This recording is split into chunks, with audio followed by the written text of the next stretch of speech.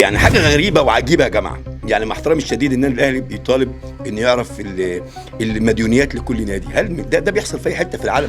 طب مع احترامي الشديد احنا مش انا نفسي انا اللي بتكلم في الملعب. ليه يا جماعه الموضوع بقى بره الملعب دايما؟ وليه النادي الاهلي واخد باله مننا؟ ليه واخد باله مننا؟ ما انت مع احترامي الشديد اشتريت بمبالغ بمليارات، واستاد هيتبني بالمليارات. الفلوس حتى قال لك انت الفلوس جت منين وانت عمال تشتري وتودي وتجيب، ولاعيبه ياما جت ببلاش ومشيت، جت بملايين ومشيت.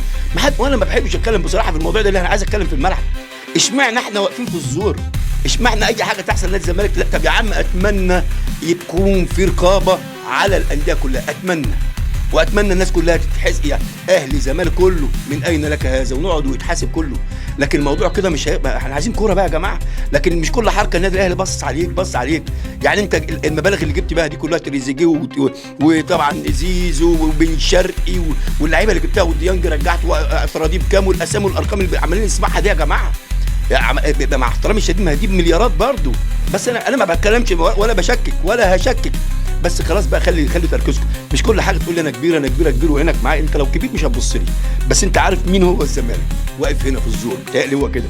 المهم اتمنى التوفيق لنادي الزمالك، واتمنى اهو انا كزملكاوي كل الانديه تتراقب من اين لك هذا، وكل الانديه تتحاسب، وكلهم يتحطوا في ميزان واحد، والحساب يكون للجميع.